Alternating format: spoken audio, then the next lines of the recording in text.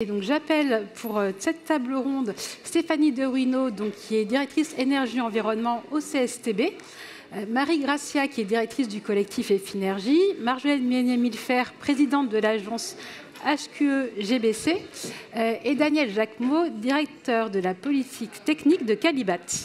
Donc je vous laisse effectivement vous installer. Et un petit mot d'ailleurs pour les personnes qui sont debout au fond. N'hésitez pas à vous avancer. Il y a bien une quinzaine de places libres sur les 3 premiers rangs.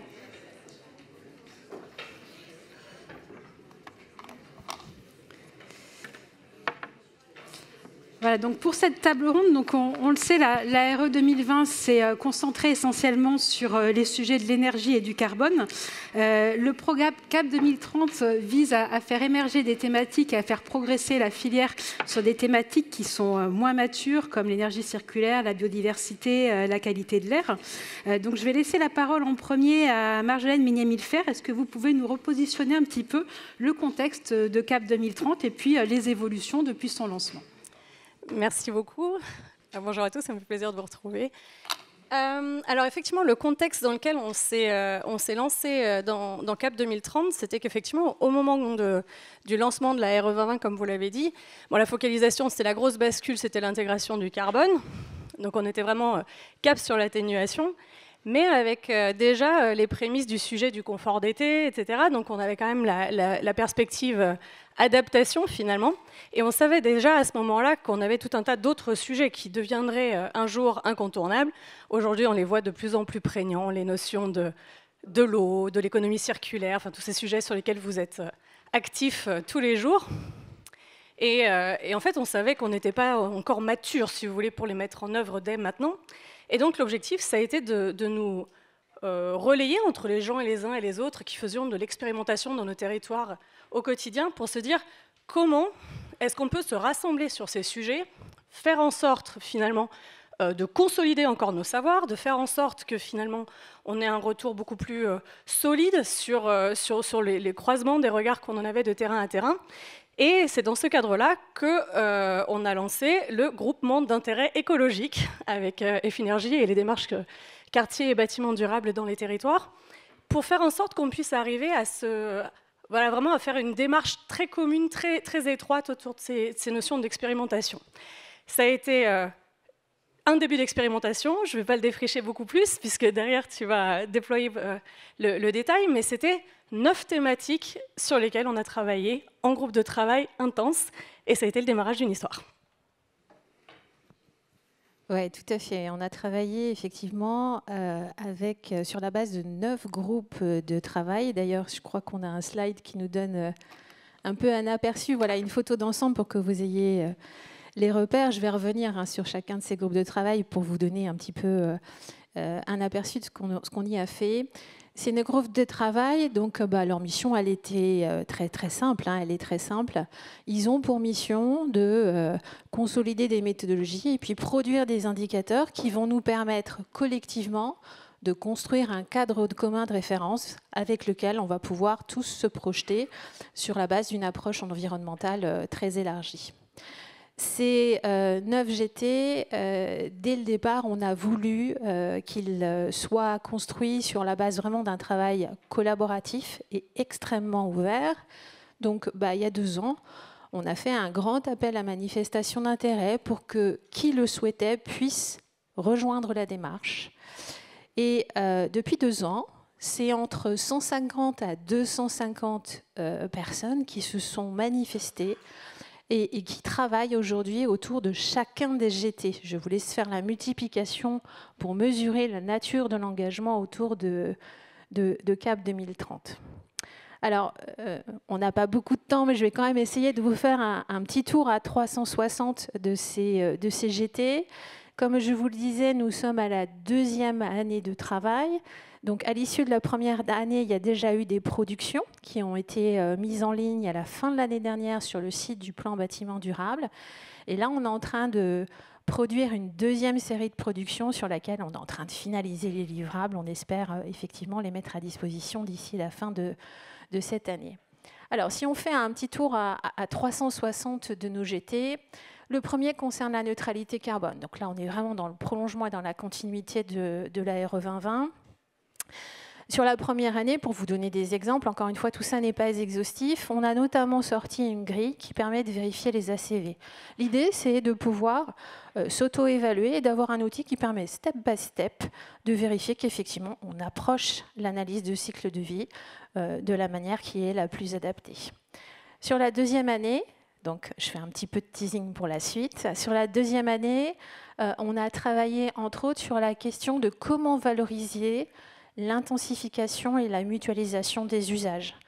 Par exemple, je vais prévoir d'utiliser une salle de conférence pour faire aussi des spectacles. Je vais prévoir d'utiliser un restaurant d'entreprise, de l'ouvrir le soir à tous, etc., etc.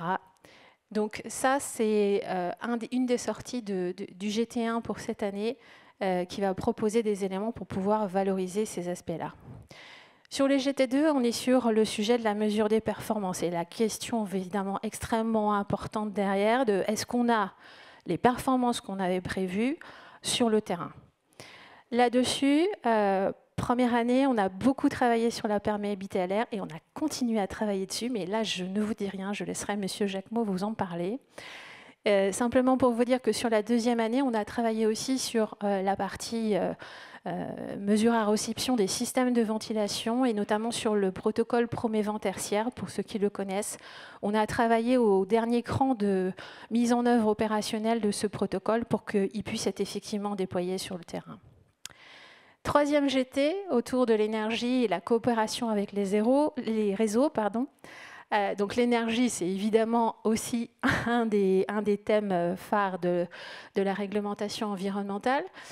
Bien évidemment, dans CAP 2030, on va bien plus loin et notamment, l'an dernier, on a repositionné le bâtiment comme à la fois un consommateur mais aussi un producteur potentiel d'énergie en proposant une définition du BIPOS.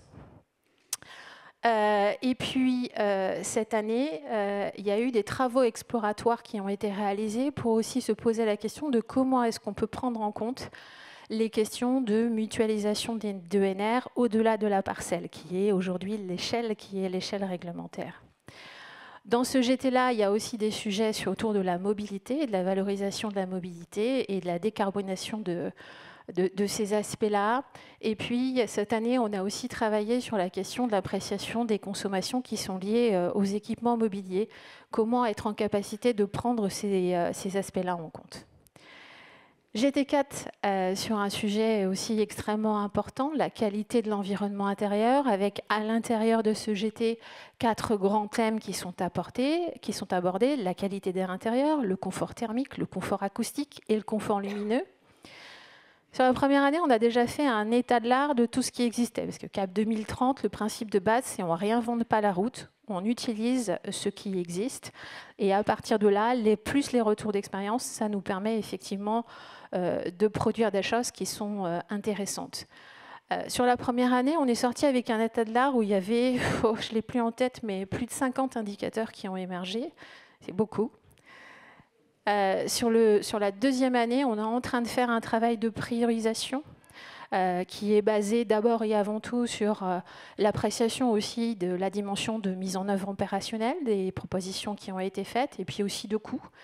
Et donc, on va avoir quelque chose là qui va être rationalisé de ce point de vue et qui va permettre encore une fois de nous porter sur des indicateurs communs, en tout cas de base, sur cette question-là. Sur le GT5, on est sur la problématique de la gestion durable de l'eau. Sur la première année, on a regardé plutôt ce qui se passait à l'extérieur, en proposant à la fois des indicateurs, mais surtout des leviers pour avoir une gestion des eaux à la parcelle qui soit durable. Et en deuxième année, là, on est revenu à l'intérieur du bâtiment, en regardant notamment les équipements sanitaires, en identifiant ceux qui sont véritablement consommateurs d'eau. Et sur ces différents équipements, on a interrogé ceux qui étaient potentiellement très sensibles à l'usage. Et à partir de là, on a mis en place un indicateur qui permet de valoriser les équipements, je parle de robinet, je parle de chasse d'eau, je parle de ce genre de choses, les équipements qui vont être le plus robustes à l'usage. Donc concrètement, Par exemple, vous avez une chasse d'eau avec un bouton 3 à 6 litres. Le fait que ce soit explicite, qu'on le voit bien, c'est quelque chose d'extrêmement important. Sinon, on va avoir potentiellement, on ne va pas appuyer sur le bon et donc on va surconsommer.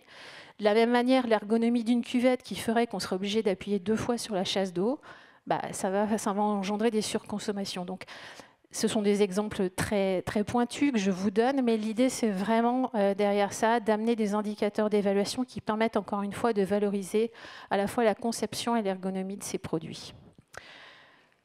Sur le GT économie circulaire, alors vous pouvez déjà le consulter sur le site du Blanc Bâtiment. On a bâti un référentiel, un premier référentiel pour aborder cette thématique, dans lequel on aborde les questions de gestion des flux de matière de chantier, les questions de démontabilité, les questions de circularité à l'échelle de l'ouvrage, les questions aussi d'évolutivité des usages. Et donc, ce référentiel, sur la deuxième année, on est allé le confronter de beaucoup plus près sur le terrain pour pouvoir l'améliorer. Et donc, vous en avez une première version qui est déjà disponible en ligne et vous aurez bientôt la version améliorée qui va sortir. Sur la partie biodiversité, on avait fait émerger l'année dernière un indicateur qui aujourd'hui fait largement consensus, c'est le coefficient de biotope surfacique harmonisé. Cet indicateur-là, pour dire les choses de manière un petit peu simple, il permet d'évaluer la capacité d'un milieu et donc d'un projet à accueillir de la biodiversité. Sur l'année 2, on est allé un tout petit peu plus loin et on propose un indicateur qui en plus va valoriser le fait qu'on va mettre en place des fonctionnalités qui vont aider le cycle de vie des espèces. Par exemple, installer des nichoirs, prévoir la plantation de plantes à fleurs, d'arbustes à baies, etc. Sur le GT adaptation au changement climatique, sur la première année, l'idée, ça a été déjà de sensibiliser à ces problématiques et qu'on puisse amener des éléments pédagogiques pour expliquer quels sont les aléas aujourd'hui, comment est-ce que j'évalue un risque, c'est quoi la notion d'exposition, de vulnérabilité. Et sur la deuxième année, on est allé un cran plus loin encore une fois et le groupe est en train de sortir une grille qui va permettre de manière opérationnelle, sur chacun des aléas justement, de pouvoir évaluer sur un projet donné son exposition, sa vulnérabilité et donc le risque à cet aléa. Et puis enfin, le GT transverse sur la low-tech. Là, on est sur quelque chose, comme son nom l'indique, qui est beaucoup plus transverse, avec l'idée de porter et de sous-tendre cette démarche low-tech. 3 principes peut-être que je peux rappeler. Un levier de base, c'est qu'une ressource, la meilleure des ressources, c'est celle qui n'est pas utilisée, que l'adaptation au changement climatique est évidemment une préoccupation majeure. Et enfin, c'est une démarche aussi qui a pour principe, en tout cas, qu'elle soit facilement appropriable et donc, par conséquent, elle remet l'humain au centre des problématiques.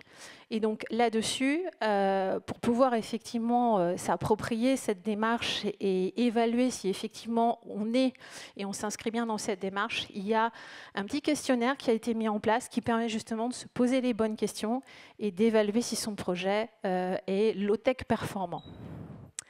Voilà un tour d'horizon très très rapide, non exhaustif. Encore une fois, vous avez tous les livrables de l'année 1 qui sont disponibles sur le plan bâtiment durable.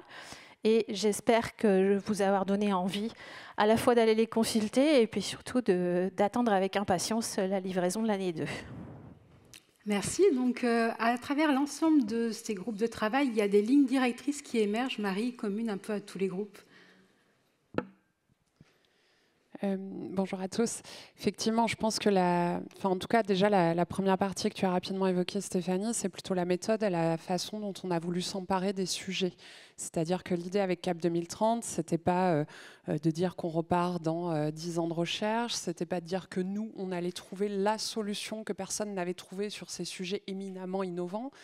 C'était plutôt de dire qu'est-ce qu'on a de disponible, qu'est-ce que chacun a pu porter dans des projets de recherche, des choses qui sont plus ou moins matures, comment on arrive à regrouper tout ça et comment on arrive à le rendre accessible. Parce qu'une bonne partie des sujets que tu as évoqués, Stéphanie, sont des choses pour certaines travaillées depuis pas mal d'années, mais qui en fait sont restées dans des sphères plutôt recherche et scientifiques, Et l'envie avec CAP 2030, c'est d'amener tout ça jusqu'aux professionnels, jusqu'au projet, jusqu'au terrain d'expérimentation que Marjolaine évoquait. C'est-à-dire que ce qui nous a guidés entre tout ça, c'était de pouvoir se dire comment opérationnellement on propose des outils et des voies de progrès aux professionnels.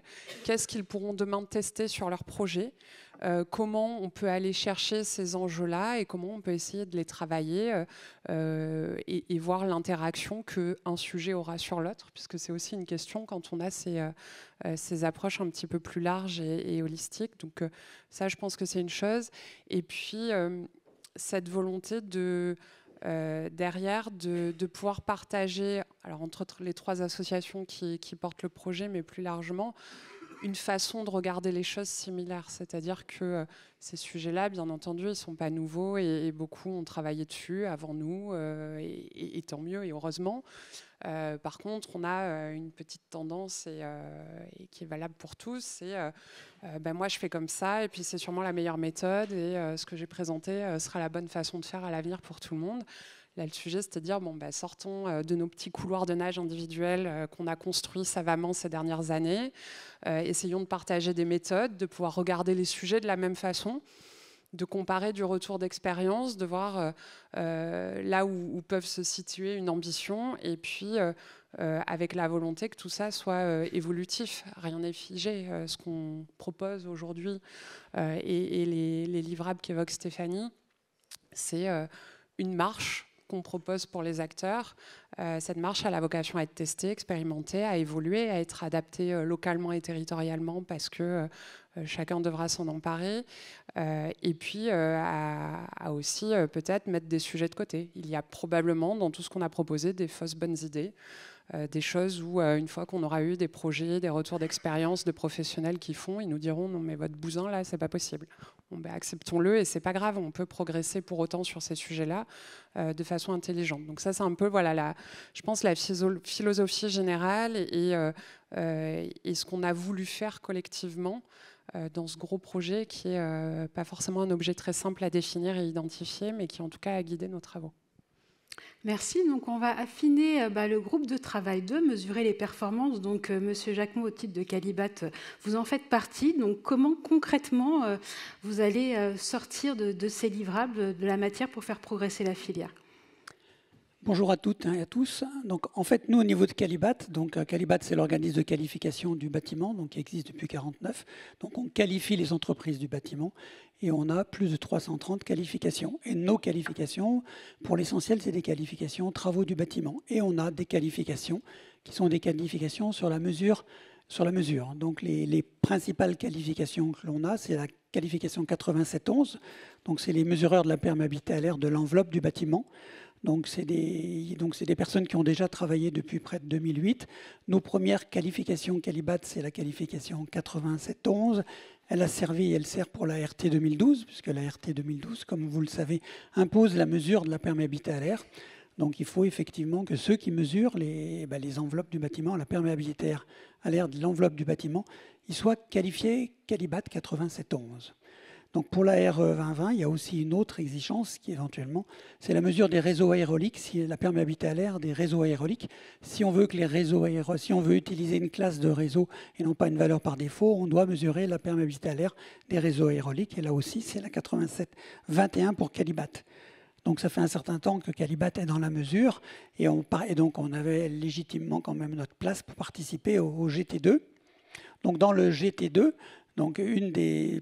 ce qui a été conçu et imaginé, c'est de faire une qualification sans doute, un nouvel intervenant dans le bâtiment qui en fait suivra tout le long de la construction la perméabilité à l'air du bâtiment. Donc c'est un nouvel intervenant comme il s'est créé avec la RT 2012, un nouvel intervenant qu'on a appelé les mesureurs du bâtiment. Donc là, c'est effectivement, sans doute, ça sera une qualification Calibat. Nous, au niveau de Calibat, on a même déjà fait le référentiel. On a même déjà, éventuellement, même imaginé un numéro pour cette qualification. Enfin bon, tout ça doit être encore validé. Et validé par notre CA et puis correspondre aussi après à des futures obligations réglementaires. Donc pourquoi ce nouvel intervenant? Sans doute, peut-être, parce qu'on peut imaginer que les exigences de perméabilité à l'air seront peut-être renforcées. Donc si elles sont renforcées, c'est sûr qu'effectivement, il faudra prendre beaucoup plus de précautions quand on va construire. Donc en fait, ce suivi, donc dans le référentiel qui est déjà quelque part sorti des travaux de CAP 2030, il y a en fait 6 étapes. Une première étape qui est effectivement de fixer des objectifs, alors peut-être même supérieurs aux futurs objectifs réglementaires. Après, il y aura des éléments de conception, donc l'intervenant devra effectivement regarder toute la partie conception pour effectivement atteindre les objectifs que l'on se sera fixés.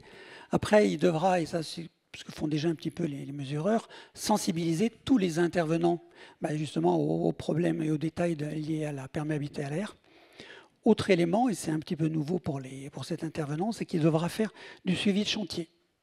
Et dans ce suivi de chantier, il y aura probablement, ce n'est pas certain non plus, mais peut-être un essai intermédiaire, donc avec les fameuses portes soufflantes en fait, que vous avez sans doute déjà vues sur des chantiers bâtiments.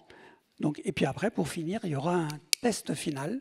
Donc c'est là où effectivement on vérifiera qu'effectivement les exigences réglementaires de mesure de la perméa, ils seront atteints ou ils ne seront pas atteints. Et si ce n'est pas atteint, il faudra travailler dessus pour obtenir. Et pour finir, il y aura la fameuse attestation de suivi, qui effectivement sera une nouvelle caractéristique, alors peut-être de la RE 2030, je ne sais pas comment elle s'appellera.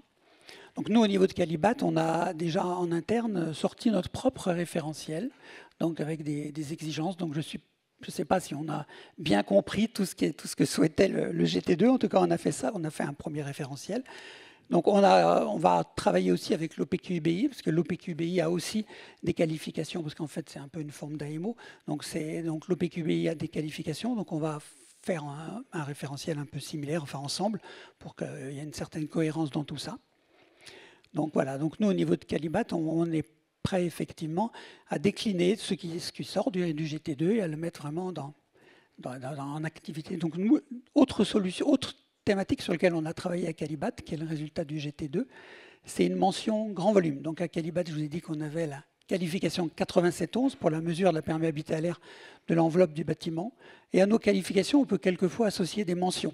Donc la plus célèbre mention à Calibat, c'est la mention RGE, mais on a aussi une mention BIM, on a une mention patrimoine bâti.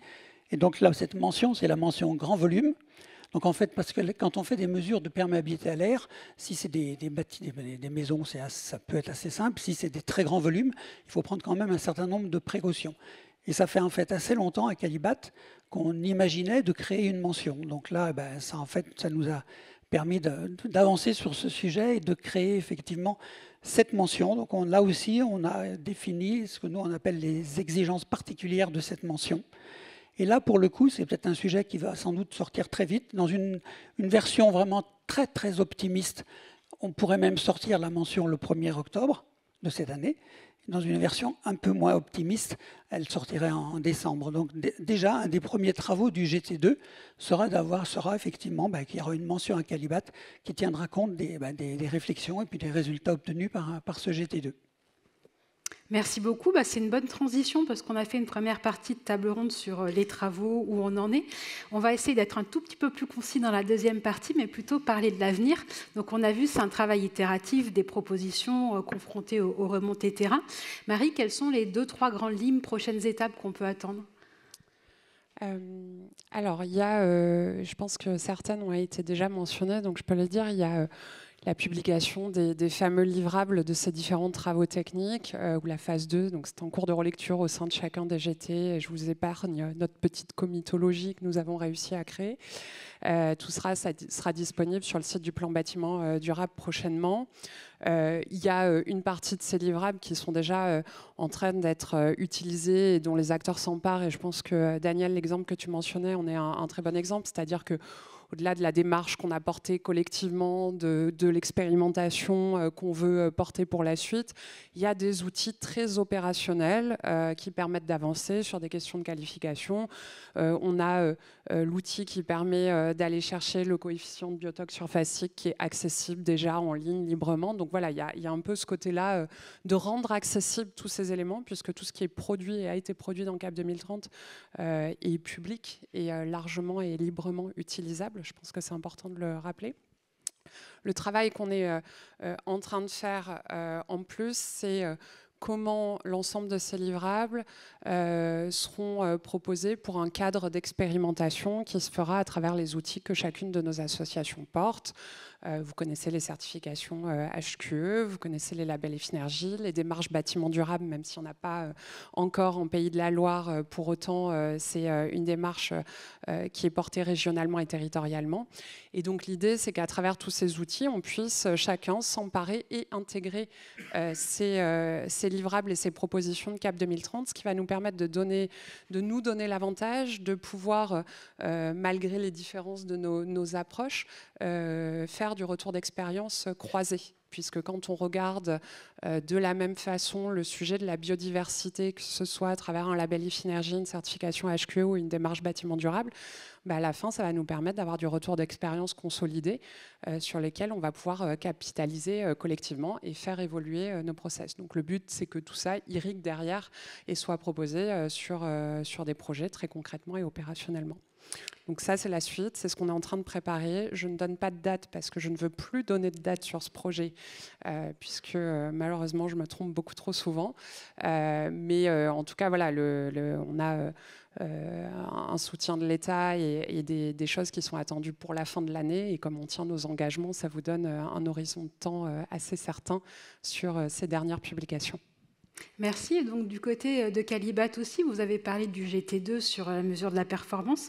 Vous participez aussi à d'autres thématiques. Donc, quels sont les projets ?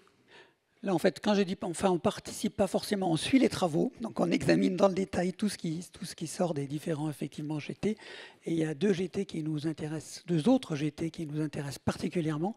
C'est le GT4 et le GT5. Donc le GT4, pourquoi il nous intéresse? Parce qu'à Calibat, ça fait longtemps qu'on s'intéresse à la mesure de la qualité de l'air à l'intérieur des bâtiments. Et pour ça, en fait, on a imaginé, quand je dis, ça fait peut-être 5 ou 10 ans, on a imaginé même à la demande de M. Bogart en son temps, de faire une qualification pour la mesure de la qualité de l'air. On ne l'a pas fait, on attendait, et c'est sorti peut-être après le Covid, je ne sais pas s'il y a une relation de cause à effet, mais là, effectivement, la mesure, enfin, le contrôle des systèmes de ventilation.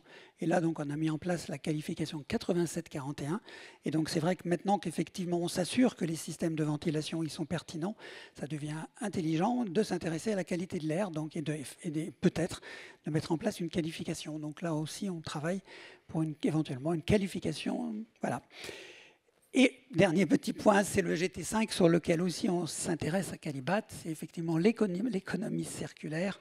Et là, ça ne serait pas une qualification parce qu'on a déjà créé à Calibat une qualification pour la déconstruction sélective des bâtiments en vue du réemploi. Donc on a à Calibat plusieurs qualifications en démolition, mais là on a mis en place une qualification très spécifique pour les entreprises qui démolissent, enfin, en faisant très attention pour effectivement que derrière on puisse faire du réemploi. Et donc en complément de cette qualif, on veut créer une mention économie circulaire qui serait accessible à toutes les autres entreprises, à un menuisier, à un plombier et autres, donc avec les différents indicateurs que l'on va sans doute reprendre dans les travaux du GT5.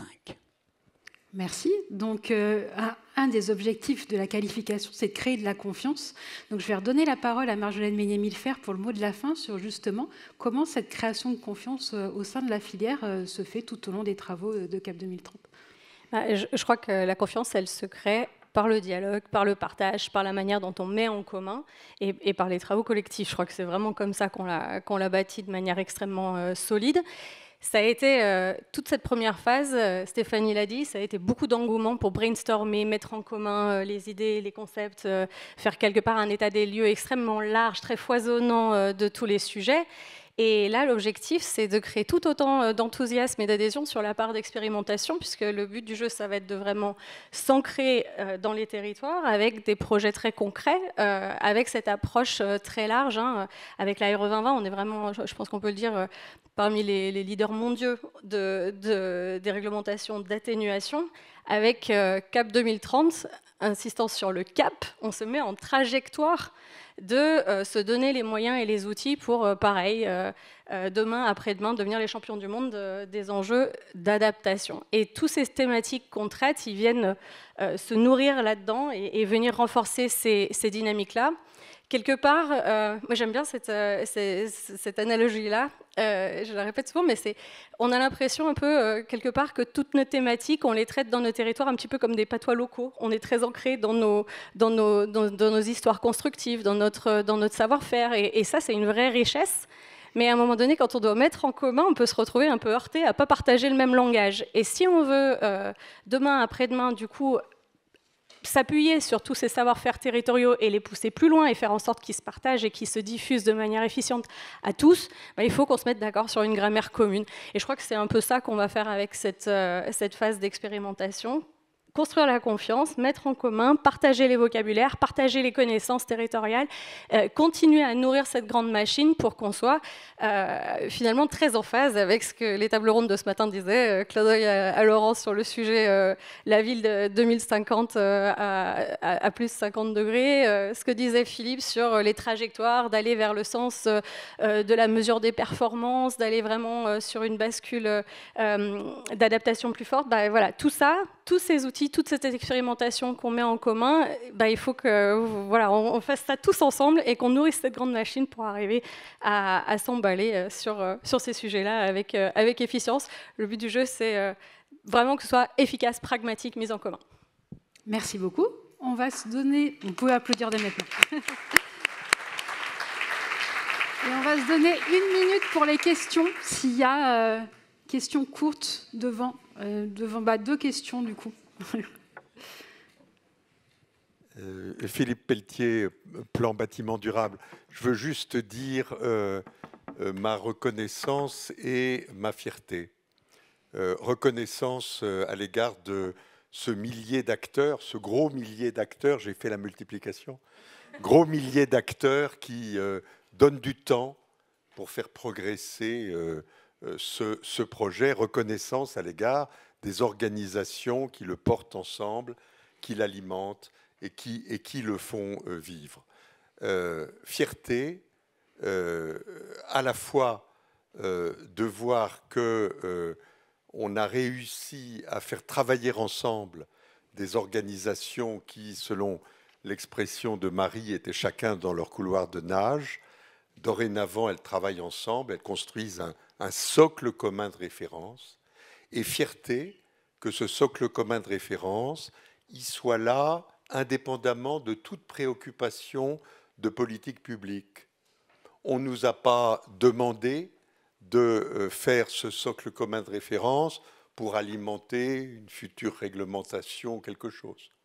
Simplement, c'est la société qui comprend que, au-delà de la RE 2020, il y a sans doute des progrès collectifs à construire et qui décide, avec l'appui de l'État, parce qu'il fallait bien quelques sous, qui décide de construire ensemble cela.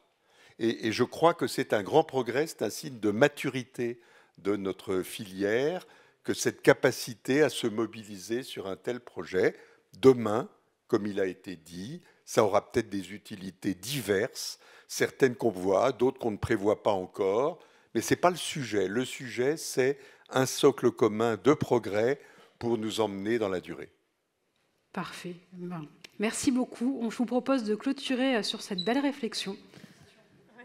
Alors vraiment, 30 secondes. Ah, non, par contre, il y en a une question devant et voilà. Bonjour, Juliette Lavis, directrice de transition chez Novabib. On représente plus de 460 structures engagées sur le territoire autour des thématiques que vous avez citées dans les différents groupes de travail. Donc moi, ma question, elle est simple et rapide. C'est comment on fait aujourd'hui pour pouvoir s'en emparer dans les territoires concrètement? Je pense qu'on n'aura pas le temps de développer la réponse, mais sachez qu'en tout cas, c'est un souhait. C'est des choses qu'on nous demande, que nos adhérents nous demandent régulièrement, c'est de pouvoir voir plus loin. On est là pour les accompagner. Vous avez fait un travail formidable avec ces milliers de personnes. Voilà, sachez qu'en tout cas, nous, on en a aussi en région prête à les mettre en œuvre maintenant, à les tester et à vous les retourner avec tout discernement qu'il faudra pour capitaliser dessus. Mais, on n'a plus qu'à travailler ensemble pour que ce soit disponible pour les acteurs du Pays de la Loire. Alors. À ta dispo. Merci beaucoup, en tout cas, tous.